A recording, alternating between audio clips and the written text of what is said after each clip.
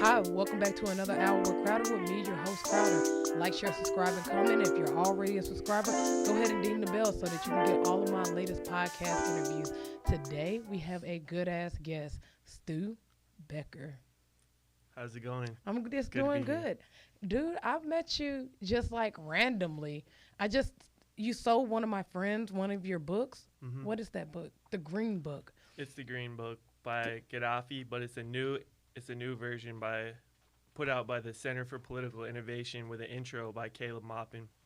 So he introduces the ideas of Gaddafi and he talks about the successes that Libya had under Gaddafi and the Jamahiriya and when they implemented socialism. So the successes that they had and how they developed Libya to be the most prosperous country in Africa um, during the time Gaddafi was in power from 1968 to 2011. So, um, yeah, this it's a really good version. It's the newest version of this book, and it's got this really good intro. But then it has, of course, the Green Book, the classic Green Book with the ideas of Gaddafi.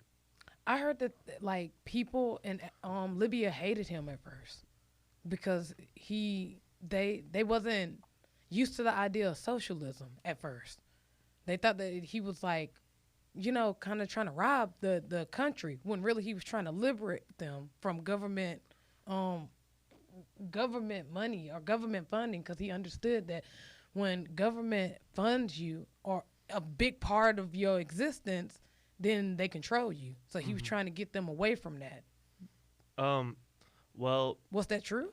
from what I'm learning about Gaddafi, I know I have a broader analysis of the whole global imperialist capitalist system. So I'm learning about Gaddafi, all the little details. But from what I understand is that Gaddafi overthrew King Idris, who was a dictator backed by the Western imperialist system. So he allowed the Western countries like France and the United States, Chevron, to control the oil. And this is like most third world countries around the world. They have dictators which serve the interests of the Western imperialist capitalist system to exploit the resources while the people are impoverished. This is the problem throughout Africa. This is the problem throughout mostly Latin America, Asia, except for the countries that try to break free from this. So Which that's what he was trying to that's do. what he's trying to do, which that's what he did, and what he was trying to do. So he nationalized the oil. That means he took the oil under the public property of all the Libyan people. So Um, so so basically the oil that was there, he was basically profiting off of it and the country of so Libya was just profiting off of it. It was no external um second like a middleman to it. exactly. So yeah, Okay. the people benefit from the profits from the oil. They use the profits of the oil to invest in public, all kinds of public things like healthcare, education, infrastructure. He was greening the desert to, yeah, he was greening the desert. He was electrifying the country, just developing the country. And so what happens is under capitalism, it's all about profits over people. So it's these elite people that make profits at the expense of the masses of the people. And so in the third world, this is just really it's in the United States, but in the third world, it's worse.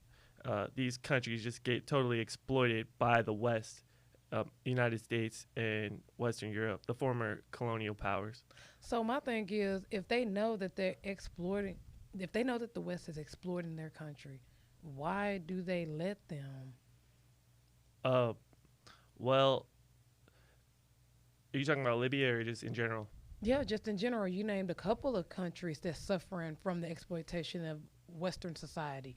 So Uh my huh. thing is, why is those leaders letting them Well, exploit them? well, it's many factors. So, uh, like Steve Biko said, the greatest weapon in the hands of the oppressor is the mind of the oppressed. So they use propaganda. The capitalist imperialists have their own propaganda that they push on people. They say socialism is bad, socialism is evil, and people just repeat this. Or, but also in these countries, you have these corrupt people who are in power, and they just are looking for short-term gains. They're looking for to profit themselves rather than the people, and the people are just they're demoralized. The people are working constantly, trying to survive. It's hard for the people to fight back, to organize, to bring power to themselves and fight back. So, but they do in many of these countries. Because wherever there's oppression, there's resistance. So, there's places, Cuba, they're fighting back. They're independent right now. They're fighting back, and the United States attacks them, and they slander them and call Fidel Castro or the Cuban Communist Party a dictatorship. And Venezuela, they're fighting back. Nicolas Maduro, the United Socialist Party in Venezuela, they're controlling Venezuela right now to help the people of it, help the poor of Venezuela. All over China, Syria, Iran, these countries are fighting back, trying to break free from Western imperialism. So, yeah, it's just a matter of time before other countries do the same thing. But the United States, whenever a country tries to break free, like Libya, they will attack them. They'll slander them. They'll call the leaders dictators. They'll call them crazy. Like even North Korea. That's what they did with Gaddafi, Cuba. right? Yeah, they killed him. They murdered him. Yeah. Brutally. So they just they call Fidel Castro a crazy dictator. They call Gaddafi a crazy dictator. They call Kim Jong-un a crazy dictator. But these countries, these leaders are trying to help their countries develop independently from Western imperialism and capitalism, which exploits them and steals their land, exploits their labor, exploits their resources. It just keeps them enslaved and impoverished. So yeah, almost like a bully. It's like it's the biggest bully in the world. Yeah, we just go through and we just start bullying all of these little countries, and make them ours. But my question was that, okay, all of this is happening because of Western society trying to capitalize off of the resources of other, would you say smaller or bigger or just poorer? Poorer countries. Well, these are mostly the countries that have been colonized throughout history. They've been colonized by the West in the past. So now my question is, they're victims of imperialism. They've been underdeveloped and oppressed and exploited by Western like the Western European countries in the United States. Yeah, so the elite class of these, not like us, but the elite class of these Western countries. So it's kind of a loaded question, but you answered the first part of it. So if the revolution of this happening all over the world is happening, but the Western society is the enemy, what do we do if we're right underneath the West? Because we're the Western society. We're here in America. So now what do we do? Because wouldn't we be the most oppressed? Well, we're not that. We're the working people in the United States. So we're not the enemy, but we need to organize ourselves to fight against our oppressors. What our oppressors here are the oppressors of the whole world. This Western imperialist capitalist system, these elite corporations, these big banks and things like that. The ruling class, the intelligence agencies, the military that protects them.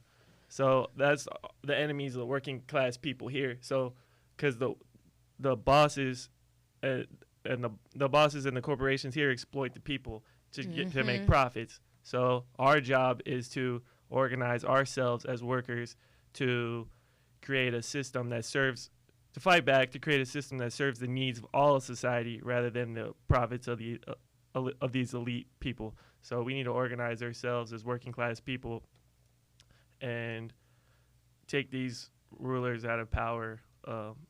But we do that through our organization, being very strongly organized. So that makes sense. Just to play devil's advocate for a little bit, go ahead. What would you say about the people that say, well, when the rich is rich, then it trickles down to the poor, or that capitalism is what made the country? And in a sense, it kind of did, because capitalism is based off of profits from what people need. So if that curtain company, okay, I needed curtains, so I went out and bought curtains. Mm-hmm. That's not necessarily bad. What makes it bad is when you upcharge the price for curtains, because maybe curtains is a bad one. But what happened when the toilet tissue thing, when the pandemic happened, a lot of those gas stations was upcharging toilet tissue when a roll of it would usually be like 50 cents. I mean, I'm a truck driver, so I'm over the road sometimes or going out. And those rolls of toilet tissue is usually 50 cents. Well, when that toilet tissue pandemic happened or whatever, those places were charging like 150 a roll. And that's what made capitalism bad. So I guess the question I want to ask is, what would you say to those people that do understand that good forms of capitalism is good, but it's just a certain few that make that shit bad? Well, under capitalism, things are produced to make profits, not necessarily to serve the needs of society. So, but is it though? Because if I need toilet tissue and you made toilet yeah, tissue, I'm gonna buy it. People are gonna buy it, but and I need it. Good, yeah, true. But like Caleb Maupin in these books I talk about, he talks about people in capitalism. They're hungry Right because this book and this book right here, Getting Rich Without Capitalism. People are hungry because there's too much food. Think about that. People are hungry because there's too much food under capitalism.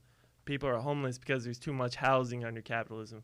He tells a story about how people who worked in the coal mine, they lost their job because there was too much coal. So then they were cold. That's an old story. So capitalism is a system where we have these elite people who exploit the labor of the working class, and we don't need them. They're just parasites. They're bloodsuckers, basically. So in capitalism, you go to work for you go to work for 5 days a week, but in that 1 day a week, that's your whole salary that's paid your wages for whatever, 2 weeks or whatever, or that's your salary. But in the rest of the 4 days of the week, that money that you produce, the value that your labor produces, all goes to the boss. So that's the dirty secret of capitalism that people don't talk about. So they just exploit the labor of the workers to get rich. So we don't need the workers. Don't need them. Marx talks about how the workers will organize and become the new ruling class of society, and so you see, in China, they have a system called socialism with Chinese characteristics, and people talk about, oh, well, they compare it to the United States, but you can't compare it to the United States because they came out of poverty. They went from being one of the poorest countries in the world. They were called the sick man of Asia, where I think a third of their country was addicted to opium and things like that. They were poor, and now they've lifted 850 million people out of poverty. With the Communist Party is in power in China, but they also have a private sector, but this private sector doesn't take power of the government. Well, they're struggling to fight that, but yeah, they have a vast private sector, but it doesn't take over the government like the United States and buy off these government officials, if that makes sense. But yeah, I don't know if I answered your question completely, but no, you answered it in a sense of when you were talking about the rulership, the new rulership class, is that capitalism, even though we need the products that they produce, we will make these products better under a new system. We don't need these parasites on top of us. We will make better stuff. We will not be held back by the greed of these bosses, these elite people, in a new and more advanced society, which is socialism. So, yeah, we don't need them. Well, like in China, okay, they have Huawei phones, and these Huawei we don't have phones, contact. We can't use them here. Yeah, I heard that. And these Huawei phones are they're better than iPhone because yes. From what I understand is the iPhone, the planned obsolescence, the battery doesn't last long. It's on purpose because they want to make profit so you could buy the next one. It was a whole lawsuit against that. Okay. Like sued them. Yeah. For basically purposely making the data go slower and the battery to go out. Have you ever noticed? Do you got an iPhone? I don't. Yeah, I do. Yeah, around the time they're about to get ready to make a new one or a new one coming out, you'll notice that, oh, my phone's acting up. Mm-hmm. And that's to purposely get you to buy another one, because if you buy another one, you're not going to go below what you got. You're going to go above what you got. Yeah. So another example is China. They're, like in this book, they have high-speed railways. they're producing all these high-speed railways, and these don't make a profit, but they serve public good. And this is what we need to be focusing on, getting off fossil fuels to save the planet. But capitalism doesn't want to get off fossil fuels because that's how they make their profits. What's fossil fuels? Like oil, coal that burns. You burn fossil fuels and it releases CO2 into the atmosphere, which is the source of global warming, which is destroying the planet. So, do you really believe in global warming? Yeah, I believe in global warming. Really? Yeah. Well, I guess to a certain extent, yeah. But I also believe in the HARP machine. The what? HARP machine. It's like a man-made machine to make man-made weather. Oh, okay. Yeah, it's on the internet. It's real too. A lot of people get on me about, oh, you're a conspiracy theorist, but it's not a conspiracy. It's there. They say that they made it so that they can make places that don't produce a lot of water. They could make it rain there, or places that don't produce a lot of sun. They can make it, sunny there. But my thing is places that it's extremely cold or extremely hot. People don't live there. Mm-hmm. People don't live in deserts. People don't live in Antarctica. I guess they do, but not the really, really cold places where you can't grow stuff. You, as a human, you just go where there's food and there's shelter and stuff at. You don't stay there and then hope that it rain or hope that it have sun. I think a lot of that is just man fucking with the weather. Yeah, I don't know. I got to look into that man-made weather thing, but yeah, but my girl gets on to me all the time about global warming. She's always like, it's real. And I'm like, no, it's not. We always get into a crazy argument about it because I don't think that it's real. And a lot of people got on Candace Owens about it, too. She don't think it's real either. No, I think it's real. I mean, well. You know what? To an extent, I do think it's real. I'll say that on air. I just think look that at it's the real. wildfires. Look at all the temperatures. They've been hotter in the recent years. The hurricanes are worse. Plus, we're destroying the marine wildlife. There's all this destruction of the environment going on because of a global system of imperialism, capitalism, which puts profits before everything. It's funny that you said the marine life because that is a very big one. I forget her name, but she was talking about it. She's like a hunter, but in the sea, and she naturally catches her fish with like a harpoon or some whatever, like a spear type thing. She doesn't do like a fishing pole or anything like that. She catches them through the spear. And she noticed when she kept coming out every single year that there was less and less. Like she'd go to this pool of fish or where it was a sweet spot in the sea where it would always be a lot of these particular fish that she likes. And boom, nothing. Mm-hmm. So she kept having to move around. And then that's when she started doing research and figured out that the marine population of life out there is decreasing because of, like you said, these big fish companies getting these boats and going out and catching them by the hundreds of thousands, bringing them on their boats and coming and selling them. Mm-hmm. And they do that every single year, come out and fish for like 3 months at a time, catching hundreds and thousands of fish, bringing them up, selling them to the point where they can't even produce. They can't even mate fast enough and have babies fast enough to replenish what we just took. Well, they just took, because me and you ain't out there fishing by the 100,000, you know? Yeah, and another source of global warming is the agribusiness and producing meat, which releases methane into the atmosphere, which is one of the big greenhouse gases, which was what I hear. So, but I think we just need a more rational. This is what Caleb Mobbin talks about. We need a more rational system. I cannot wait to read that book, bro. Yeah, which serves the needs of the people. Like his slogan is, "We need a government of action to fight for working families." Because right now we have a do-nothing government, which serves capitalism. Just like you drive all throughout Dallas, you run over potholes everywhere. Right now, just look at South Dallas or anywhere in Dallas. I'm organizing tenants, and I'm looking at the wretched conditions that people live in. They have holes in the side of the wall. They live in rats and roaches, trash piled up.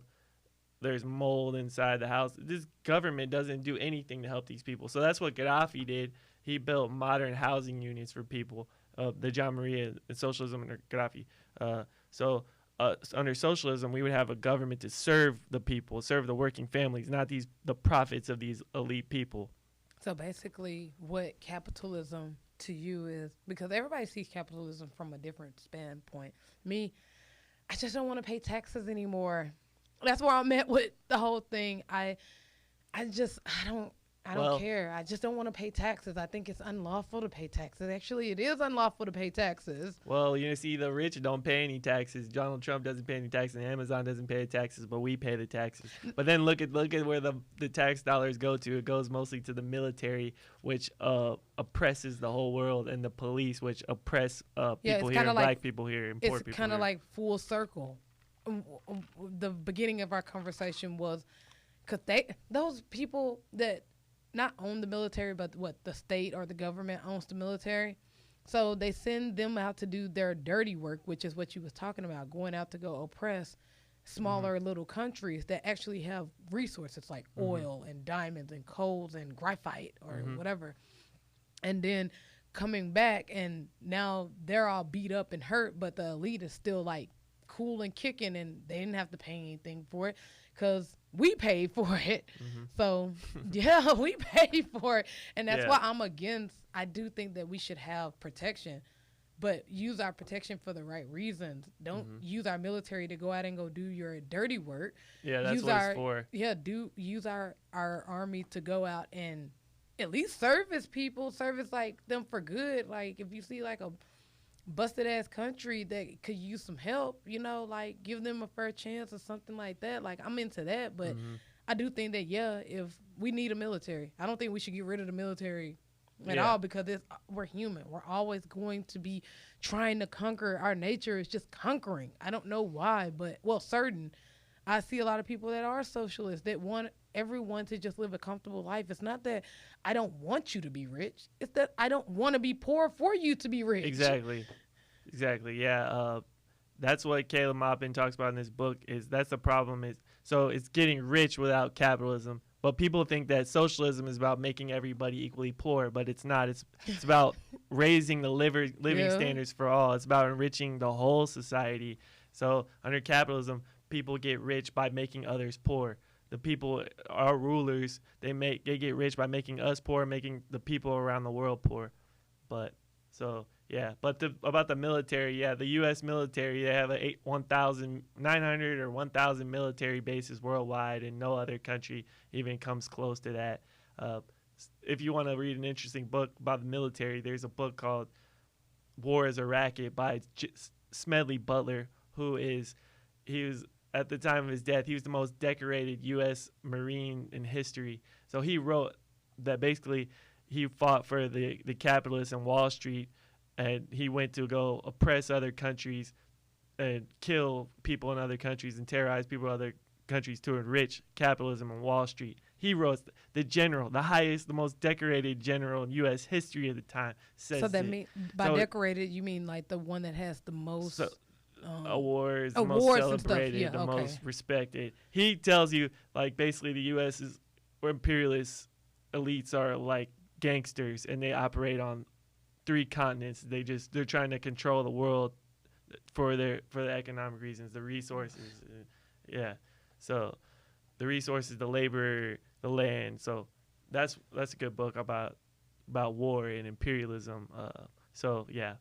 How did you get on this? Like, how did you get into this type of stuff? Because I have to, and for my platform, I got to be a little curious for the people that's just going to listen for this for audio. You're not black. So why would this even, not saying that we're the only ones that should be worried about socialism or capitalism. Everybody should be worried about it. But you're studying people like Gaddafi. And you're studying, like, the government, actually someone that could benefit you mostly. So you're going against that. What put you into this realm? Well, what put me into this realm? So you're saying because the fact that I'm not black, basically, why you want to know you're studying, how did I get into this? You're studying people like Gaddafi. You're trying to, and I'm not saying that all white people are, want to benefit off the system. But if I benefited off the system, why would I want to change it? You know? Well, before I get into how I get into this, we could talk about how this system. That's what Caleb Maupin. He's good at talking to the like white middle class or white working class people, because black nationalists and black revolutionaries, they have a way of talking and organizing black people against the system. So I think that he's really organizing and he's really talking to more like white middle class and poor people, how the capitalism oppresses them too, and that uses them as puns. Yeah, uses them to a certain extent. So, like, and what I say is Malcolm X he said, we're political chumps. We're political chumps. Well, these white workers who serve their Trump supporters, or they supported Ronald Reagan, or because of racism, because of these ideas of racism in their head. But they're political chumps. They're going against their own interests. They say that racism that actually changed both the white worker and the black worker. The black people are enchained by racism. That the reason why we don't have universal health care here, I wrote a paper in college.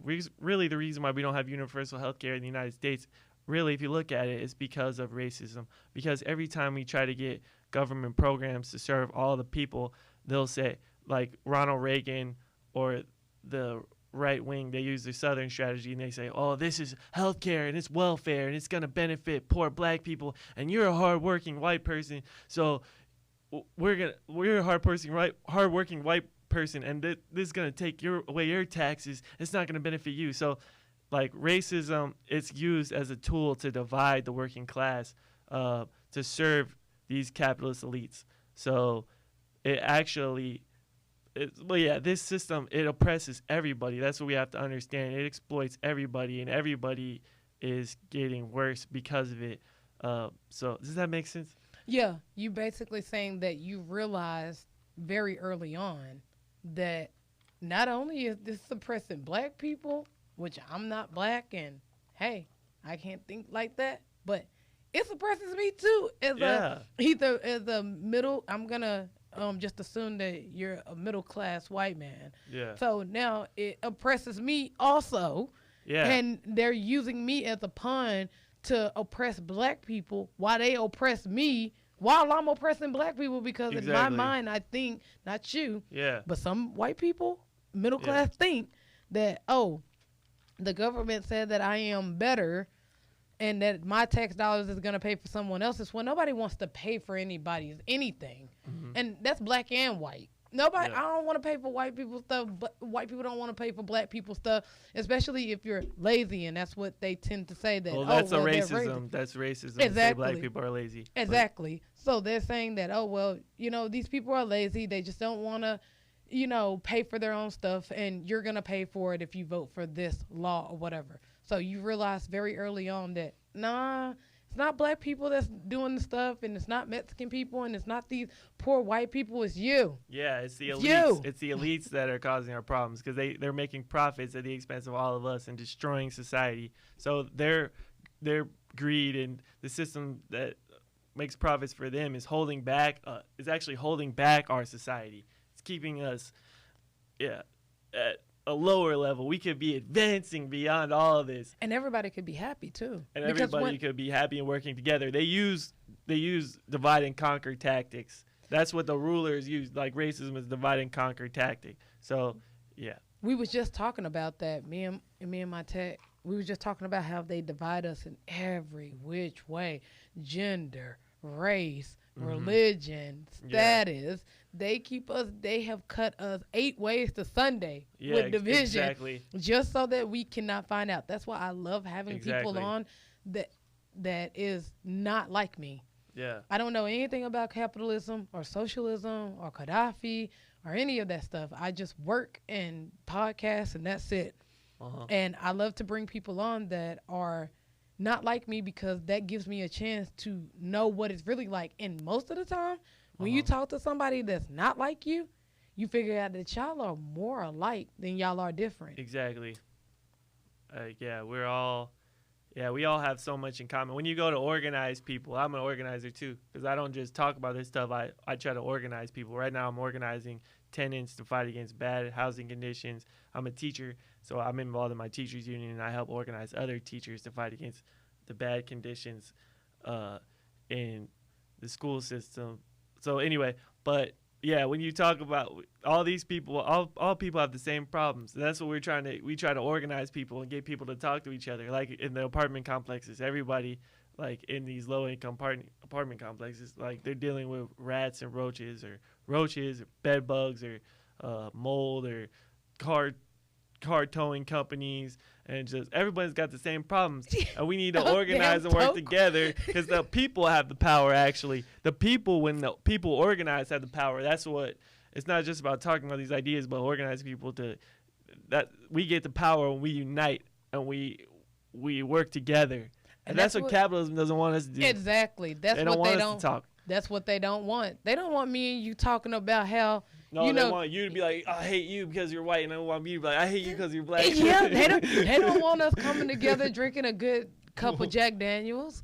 They don't want that. They want us to hate each other behind the scenes, because they know that if, hey, I got a lot in common with Stu. Yeah. And oh shit, I got a lot of common with Crowder. And guess what? Both of our living situations are shitty as fuck.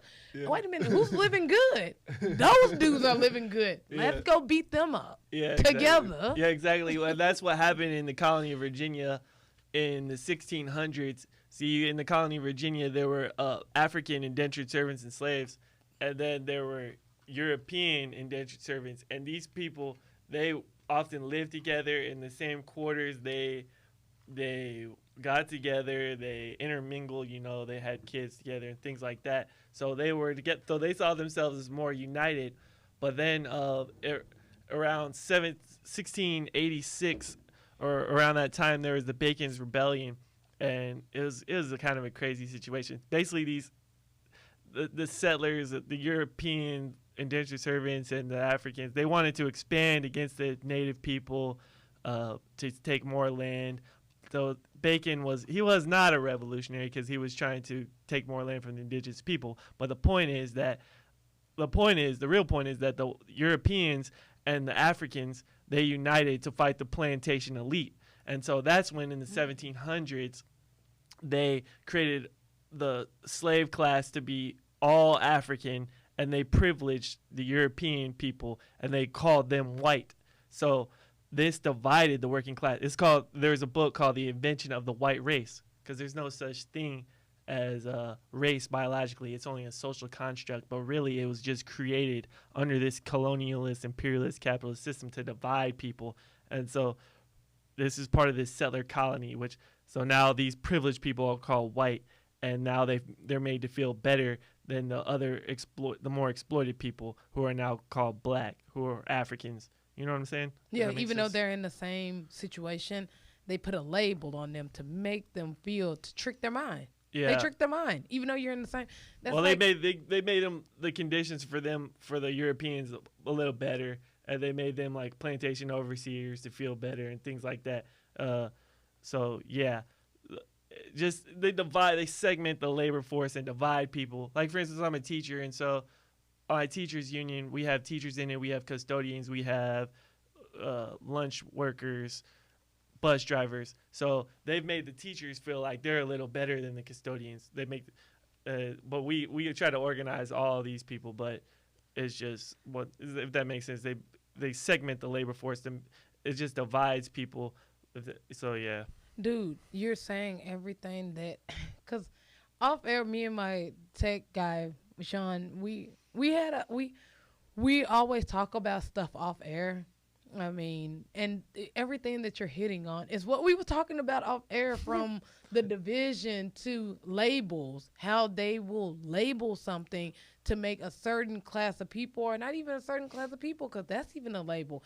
We're just all humans, but they'll name one set of humans something and name one set of humans something. Mm-hmm. And we say, and me and him was going over that, it's not a problem that you're rich or that you're poor, it's that you put a label on it. Because if you didn't put a label on it, I wouldn't even know that I was poor, or I wouldn't even know that I was rich. But as soon as you put a label on it, then it gives you the permission statement to act a certain type of way. Mm-hmm.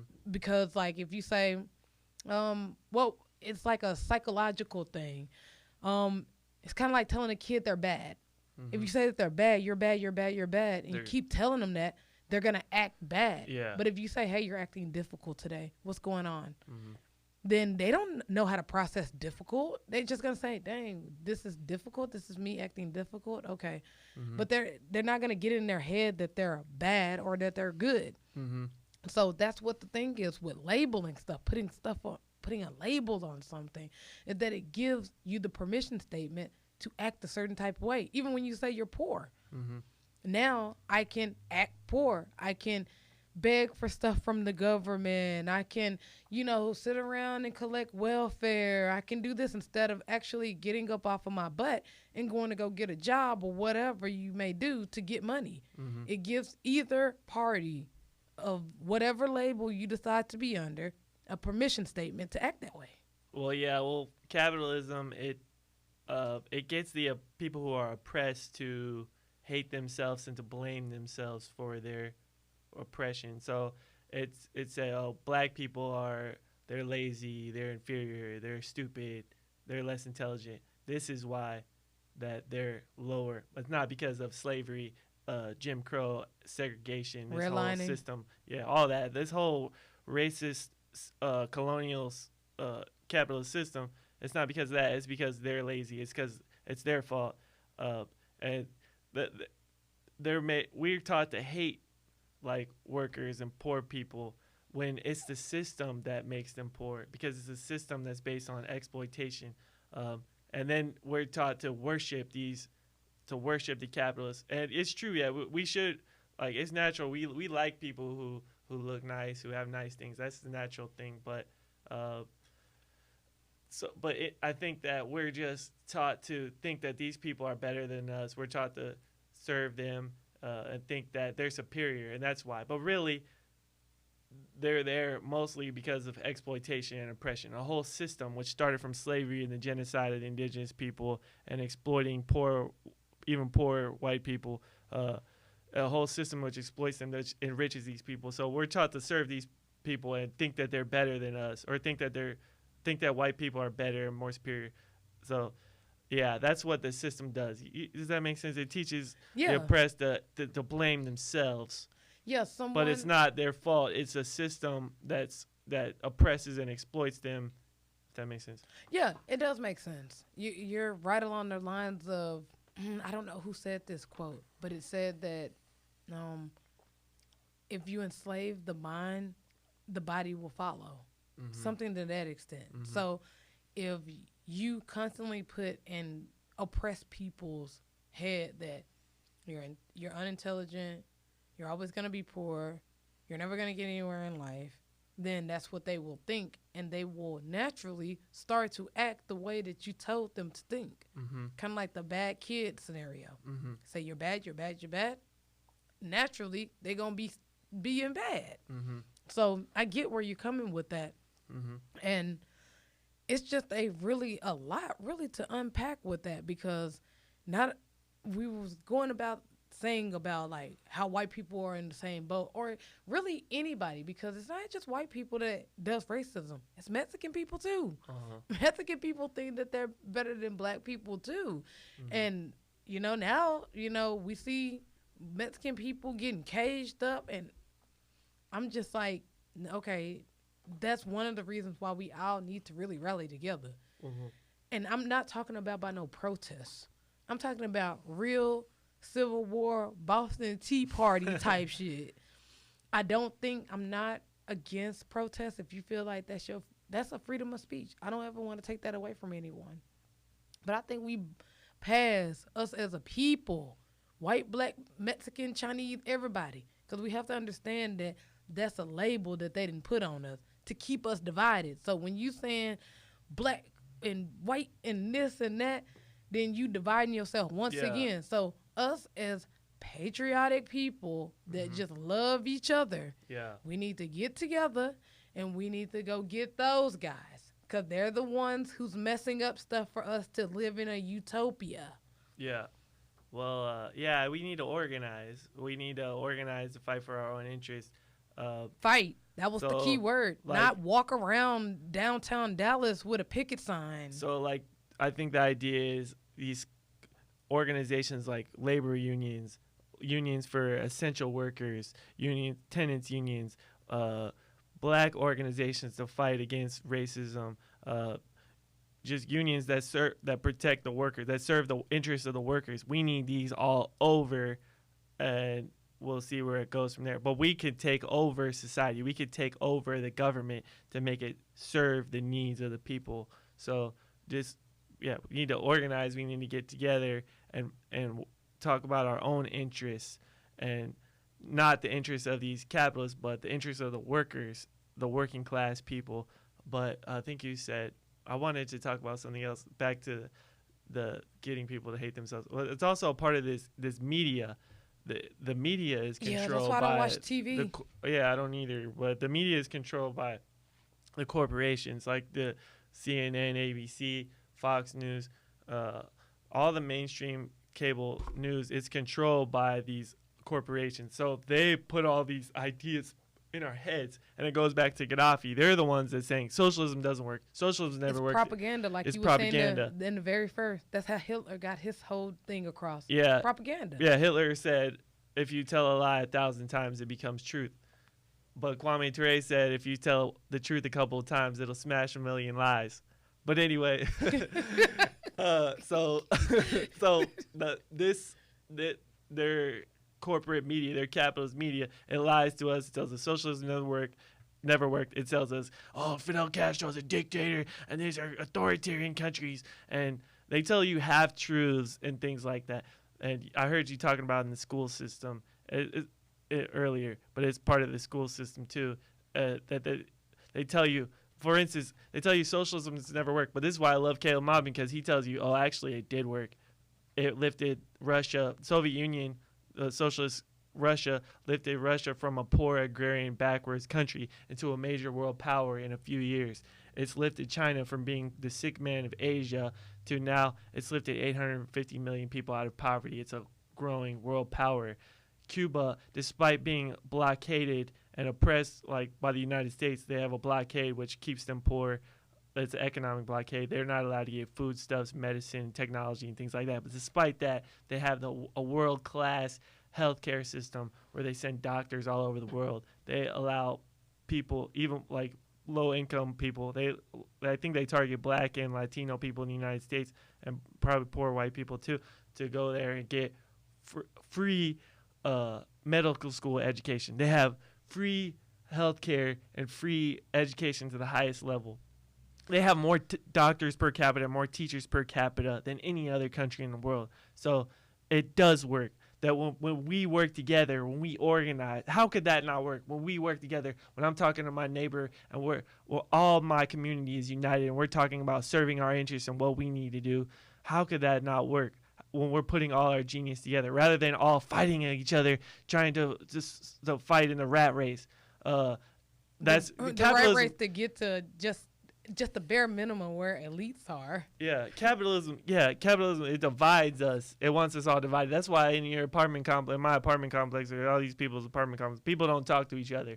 Nobody talks to each other. It wants it that way. But like you said, we all have so much in common. We just need to work together and talk to each other and organize to work for our own interests. We need, as working people, as working class people, we have interests that directly conflict with the bosses, with these capitalist ruling class elites, the Wall Street. So, yeah, they're just keeping their wealth to themselves, pretty much. They don't want anyone. They basically train us, and it starts all the way from school, first grade. They teach you how to be an employee instead of an employer. They don't want to teach you economics from, 6th grade or 9th grade. I said 9th grade. Teach you economics in 9th grade to 12th grade. They want to teach it to you the last semester of the last year of high school.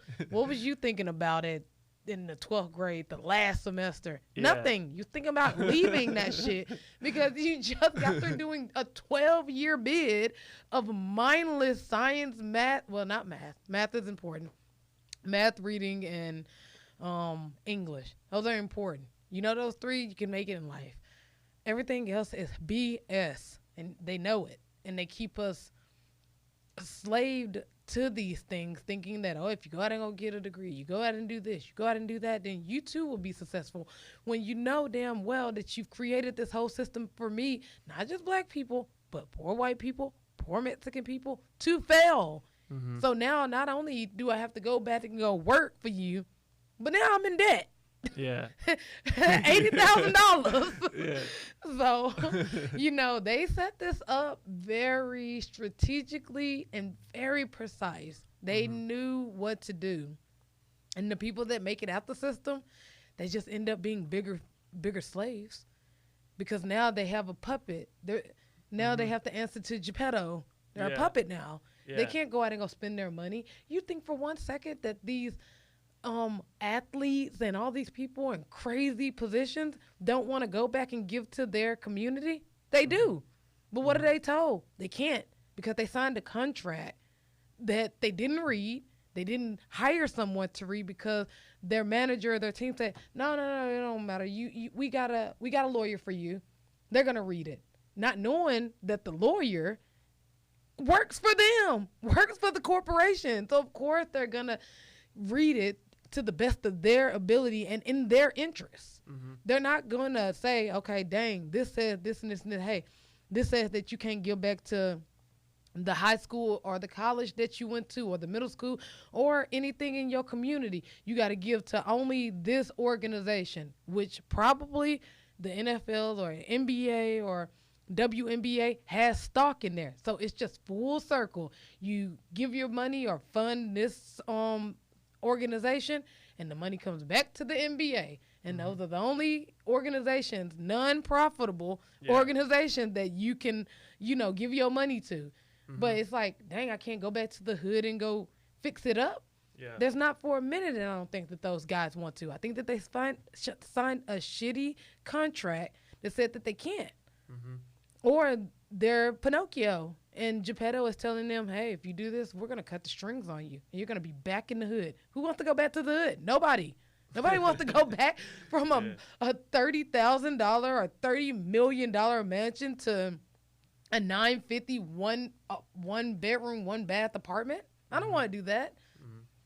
So, I think just the answer is that the regular working class oppressed people, poor people, they just need to organize. We need to organize to fight for our own interests, to fight back. We need class struggle organizations like labor unions, like tenants unions, things like that, or just people's organizations. That's what Gaddafi talks about. He wants to get to true democracy, and it's funny because they call him a dictator. He's talking about popular people's committees, so the people, the everyday people, are the government. And in Marxism, people like Caleb Maupin and myself, I'm a Marxist. Well, we want the workers. We want the workers, the regular working class people, to be the government. We want a worker state. We want, Lenin talked about the dictatorship of the working class. So it's the working class that has the power, and we suppress the capitalist class, the bosses, the exploiting class. We suppress them under the influence of the mass of the people and the working class and the oppressed in the United States, like black people, indigenous people, Mexican people, and things like that. So the workers have the power, and we suppress our former exploiters to advance, to advance society, to take us beyond this society which is holding us back, this capitalist system which is holding us back, if that makes sense. Yeah, what was in a sense what was his name? Karl Marx was saying. Because a lot of people say that they agree with a lot of what Karl was saying. And then it kind of took a turn left. Well, and that's when they was like, propaganda. Nah.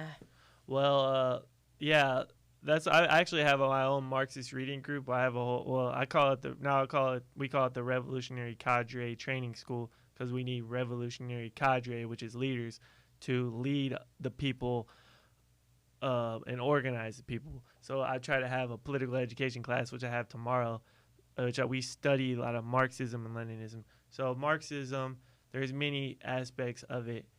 There's a lot to talk about, but we can. We're on a podcast. Talk about it. Well, because a lot of people don't understand. A lot of people. Well, go he basically off of communism and Marxism. It's about the idea that the working class, like I've been talking about, the working class should be the ruling class. Not, it's basically everything I've been saying. The working class should be the ruling class, not these capitalist bosses. Like I talked about, this is what I learned from Marxism, that capitalism's dirty secret. You go to work for 1 day a week, but or you go to work for 5 days a week, but that 1 day a week, that's the wage, that's your wages, that's your salary. But the extra 4 days of the week, that goes to the bosses. Thanks. That goes to the bosses. And so yeah, I think I got enough right here. Oh, okay. But so the extra 4 days a week, that goes to the bosses. You know what I'm saying? That's exploited, taken, stolen, expropriated by the bosses. The labor that your value as a worker produces. That's also part of Marxism. Also, that we should be materialists, which means we should look towards science. We should think scientifically. We should think about the real world. The real world is primary, not the ideas in our heads. And another aspect of it is that things are changing all the time. And that the ruling class, they tell us things always stay the same. They say capitalism will always be here, but no, that's not true, because before we had capitalism, we had feudalism. Before feudalism. Wait a minute, what's feudalism? Oh, God. I got a list. It's hard. It's hard for me to say certain words, but what's feudalism? Feudalism was in Europe, and it was where these poor people lived on the land, and there were the nobles, like the kings, the queens, and things like that, and they took basically what most of the peasants on the land, what they produced, the nobles took that as their own. And so it was like a system of oppression for sure, but then it transformed to capitalism. But my point is that, like, another aspect of Marxism is that things change all the time, and this is due to the people who are fighting back from oppression, or fighting oppression. They fight oppression instinctively. Human beings are constantly working to advance. Just like you have this podcast, that's what you have this podcast because you're trying to advance people. You're trying to think about these deep ideas and things like that. How do we advance? And so that's what the history of humanity is. We're constantly working toward advancement. And so socialism is inherently the next. It's not only the moral thing, it's scientifically the best way to advance. It's the next step from capitalism. It's a rational economic system. It's not only moral, but it's rational. And capitalism is not only immoral, but it's an irrational system, which just doesn't work. And they say socialism doesn't work, but capitalism doesn't work. And socialism works because it's when the people, the masses of the people, take over the control of the major banks, factories, and industries, and we make it work for all of society. So socialism is the next step scientifically, if that makes sense. Yeah, I think that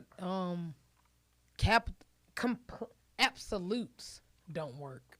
I think capitalism does work when it's not absolute. I think socialism worked when it's not absolute. I think a lot of these things that, like, a Marxist or the opposite of a Marxist will work if it's not absolute. Anytime that you have something that's absolute, it absolutely doesn't work. Yeah, we should definitely not. We shouldn't be dogmatic. And this brings me back to Caleb Maupin's ideas, because he talks about, to advance, we have to study all these great thinkers. Like, study Marxism, study Lenin, but we study Gaddafi, we'll study Hugo Chavez, or people. So in China also, they learned from the Soviet Union, because the Soviet Union, they didn't have, from what I understood, they didn't have any private industries. But China, now they have the state control over the major banks, factories, and industries, but they also have private industries too. So like hotels will still be private, restaurants will still be private owned. things like that. Smaller businesses are private owned, but the major factories, the banks, the major centers of economic power, that's controlled by the state, which is like in China, the Communist Party, which is the party of the workers. Yeah. But so China, they had a different method from the Soviet Union. They wanted to go slow, and they have these private industries, but if that makes sense. So yeah, all these different countries, they're not dogmatic. They have to serve the needs of their own country in their own way, if that makes sense. So, but yeah, I totally agree. We shouldn't be dogmatic, and we should look what's the best way for us to advance. So, if that makes sense. Advance as a people. One last question. What got you into the Green Book and getting rich without capitalism? Because that's a very good question. Go ahead, my bad. Finish. No, that was pretty much it. Just getting into these green books, and then to the point where you got into it, and then said, "This is good shit. I need to share it with everyone." Because I seen it on your Facebook. You was selling them to everyone. Yeah. Well, it's a long story. Back in high school, okay, so I started because I saw, and this from my upbringing, but I wanted basically to. I saw the problem of racial inequality, racial oppression, racism, and I really wanted to do something about that. I wanted to end that. Maybe because my upbringing, also my family is very into politics, and they're always it instilled into me these ideas of justice. So for some reason, I wanted to fight for justice, what was right, and that's what Kwame Ture says. He's another one of my idols. He says that human beings instinctively love justice. And so I instinctively love justice, and I wanted to fight for justice. So in high school, I started. What really inspired me, I have a reading list here too, because all these people were getting active, and I wanted to make a reading list for people.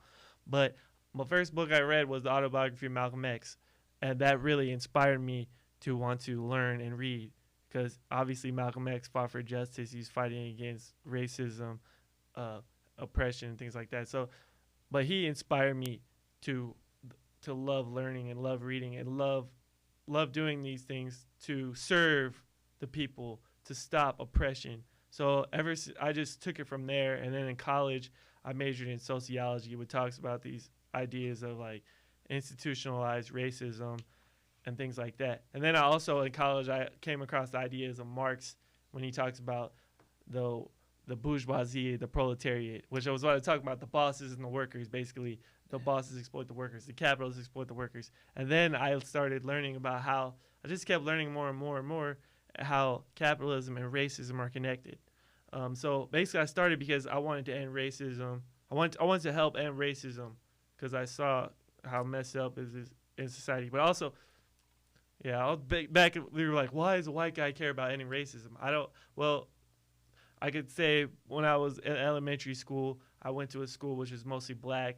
And so maybe because I had friends that were mostly black, I saw black people as my equal, not as the other.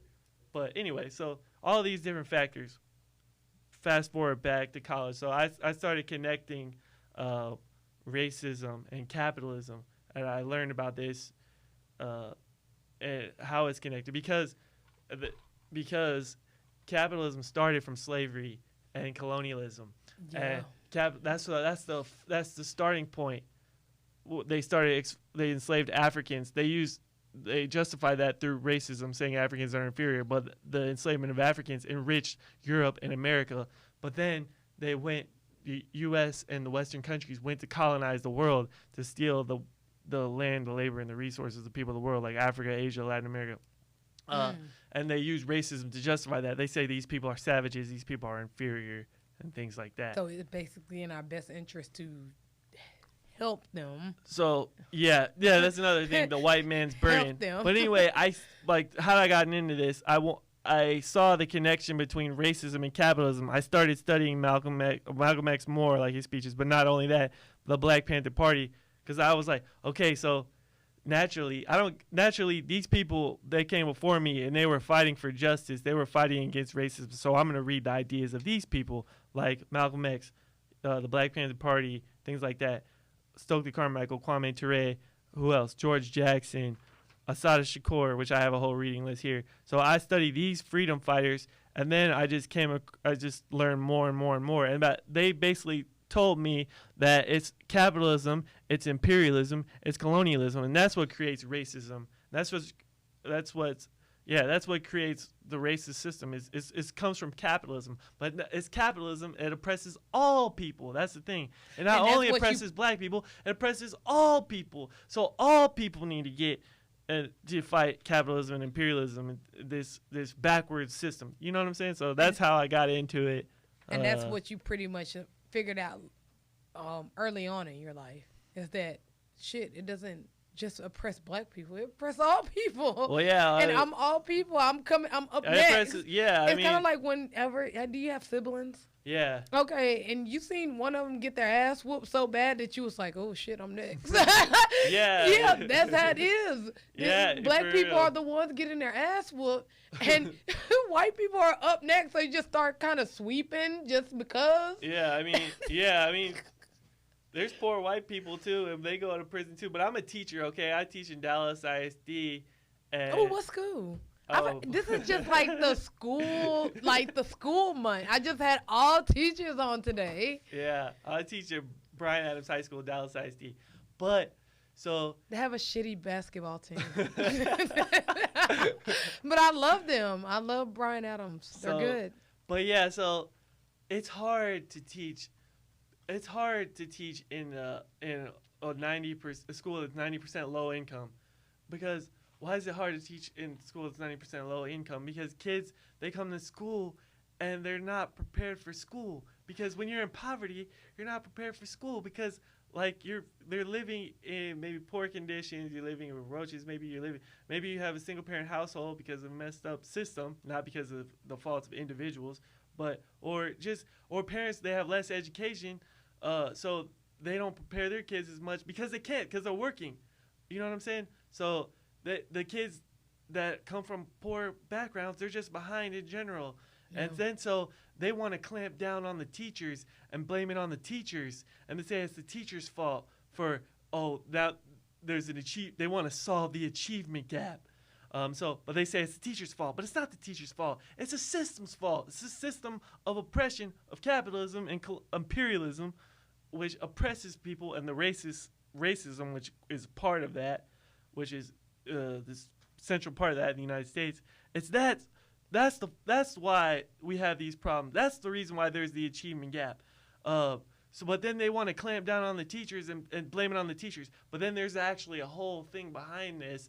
There's this charter school movement, and these elites, the capitalists, want to privatize public education and close public schools and say the public schools are failing, these teachers are bad, so now we're going to open up charter schools. So now guess what they're going to do? They're going to take away public education and free education for people and make it privatized. And when they're privatized, they're not accountable to all the people. They're just accountable to the people on top that can pay for it. Yeah. Basically, that's what charter schools are about. That's why when LeBron opened up his school, everybody's like, yay, black-owned school. I said, no. Yeah, it's just that's him. a charter school. Yeah. And that's funded too. Yeah. Until you can say that, hey, this isn't under the government by any means necessary, meaning that when I go back and I teach something, I don't got to go check with the district about what I'm teaching. I teach what I want to teach. Mm-hmm. That's why I'm part of.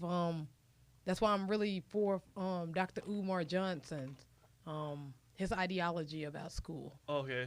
Yeah. Yeah. Yeah. I'm with him with that, and because he's going the route where you don't have to be funded by government, because when government funds you, they dictate what you have to do. That means that all of this that I tell you to teach about it.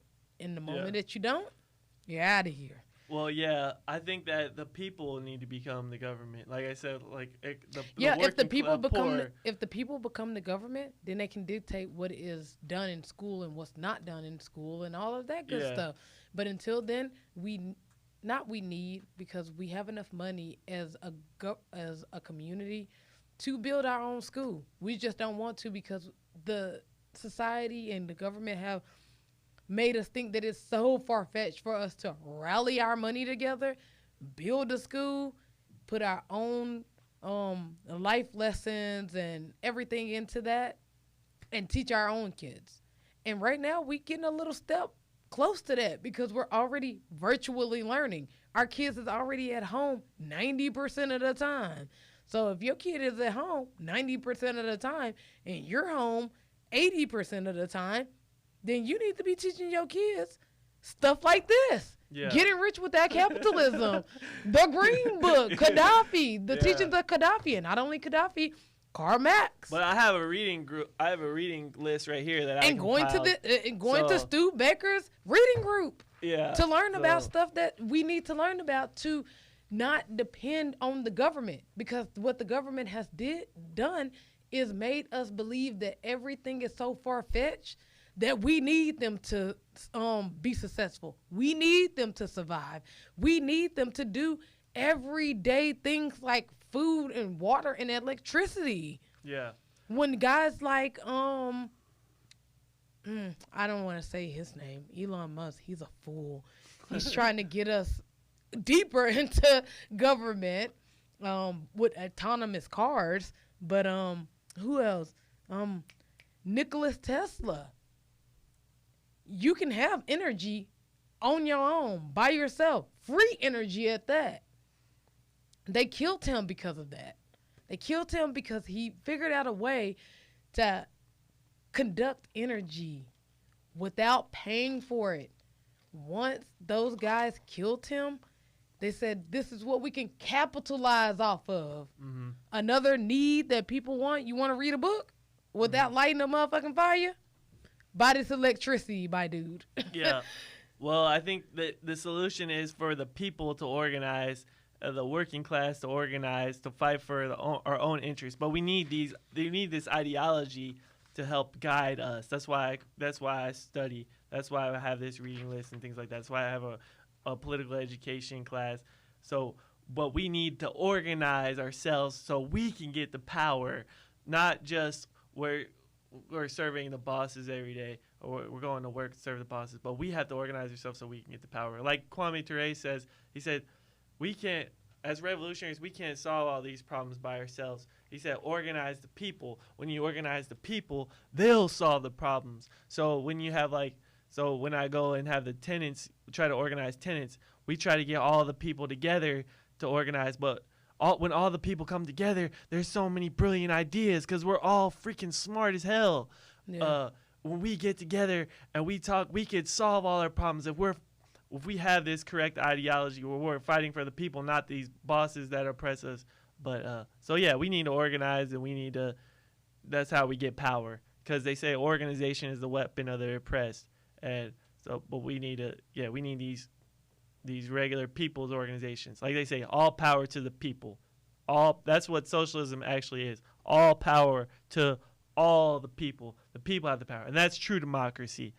And they say Gaddafi's a dictator, and Fidel Castro's a dictator, and Kim Jong-un, they're dictators. But why? Capitalism, they don't want to be part of Western society. Yeah, capitalism is a dictator. Your boss is a dictator. This elite capitalist class that are making profits, they're dictating to us. Jeff Bezos, Bill Gates, they're dictating, they're ruling society with their money. But socialism is when all the people have the power, and we create a system which serves the needs of all the people, not the profits of these elite people, which, like, I think we established that doesn't really serve us, because like the iPhone and well, I said global warming and the war, it's really for profit. Private prisons which are for profit. This profit system, it doesn't serve us. But anyway, yeah, all powers to the people. So we need to organize, and so that's why I'm also an activist, and I'm a labor. I organize teachers and school workers, and I'm also in an organization called Dallas Stops Evictions, and we've been organizing tenants. So that's just another way to connect with the masses of the people, to organize people. So I'm not just talking about this stuff, I'm doing this stuff, or I'm trying to do this stuff to put this into practice, if that makes sense. I'm going to link you up with one of my first interviews from today, for Oak Cliff. I think that you two the two organizations that y'all have will be a good merge together to do Cool. what you're trying to do.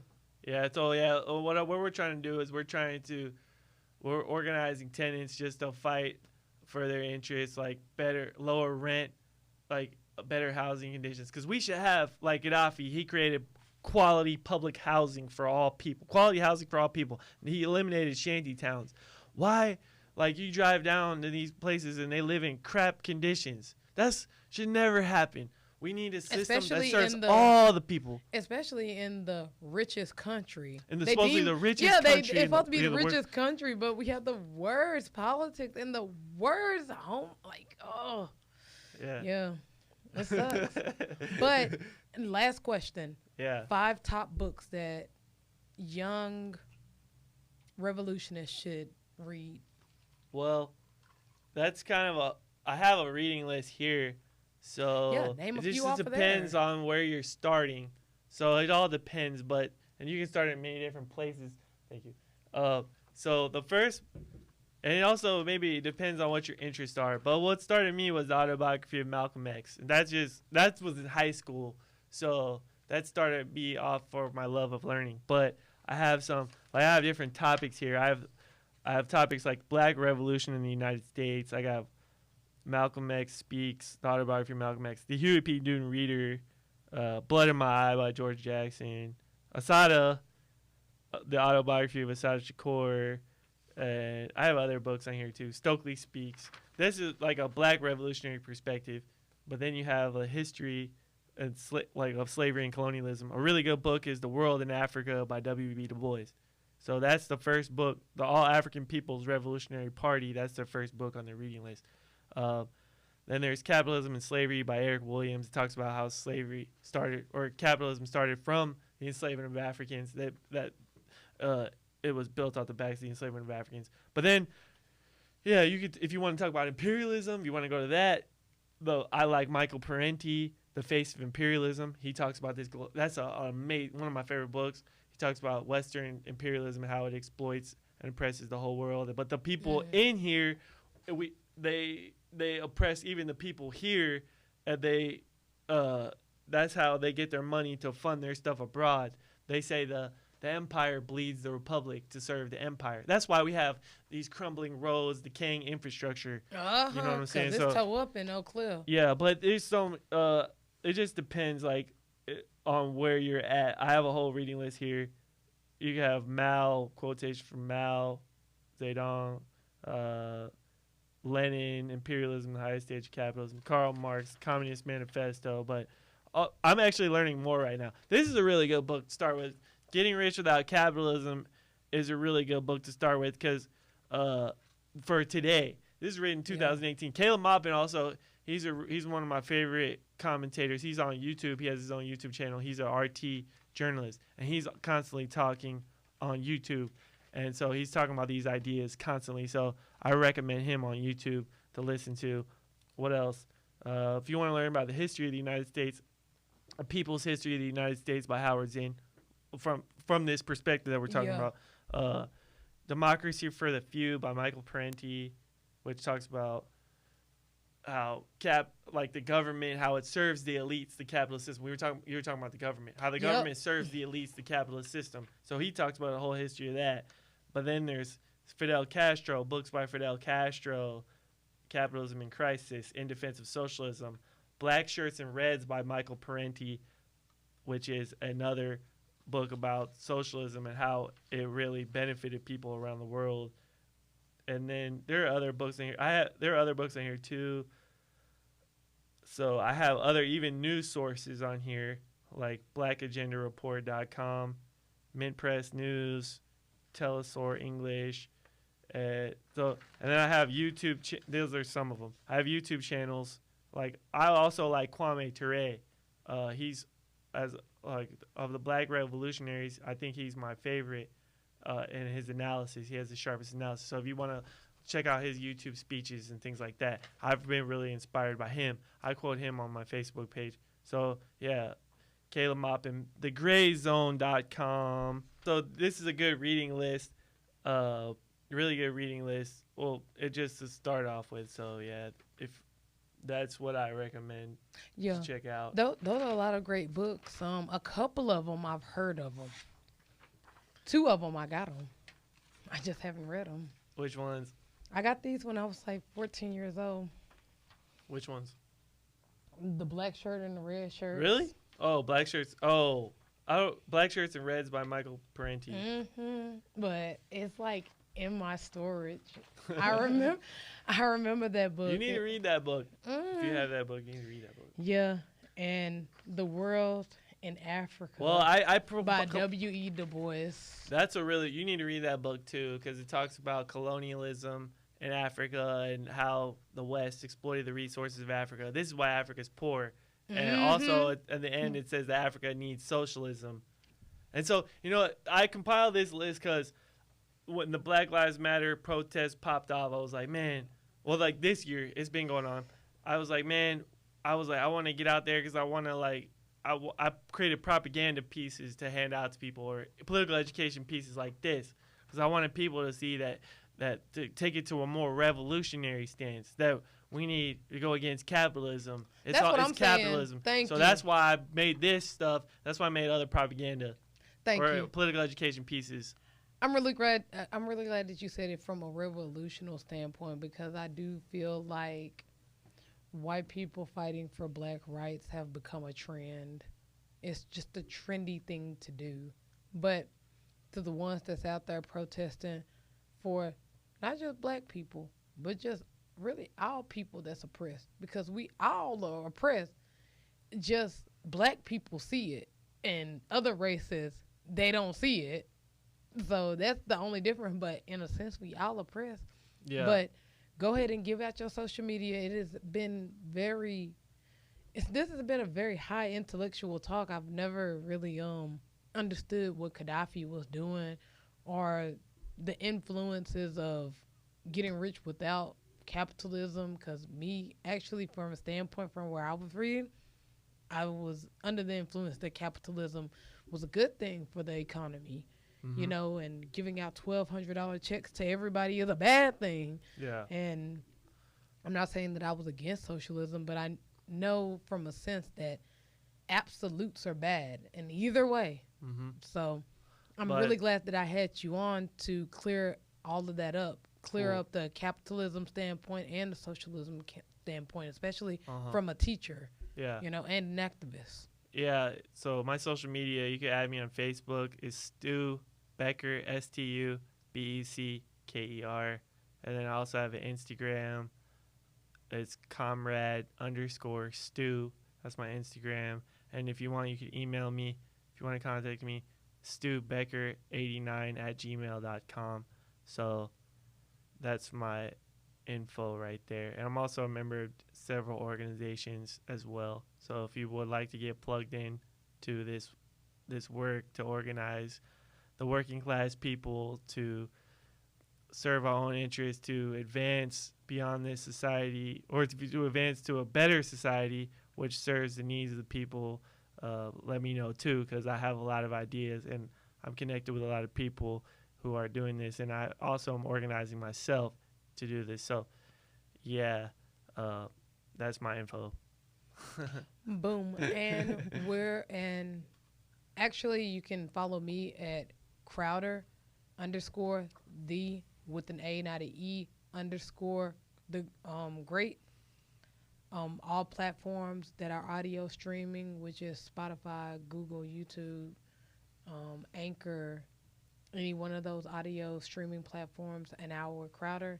And you can also visit my Facebook page, An Hour with Crowder, and catch up with your latest podcast interviews. And please follow the people that I interview and getting linked with them if you are interested in anything that you're trying to do with any of the guests that I have and where I'll show up.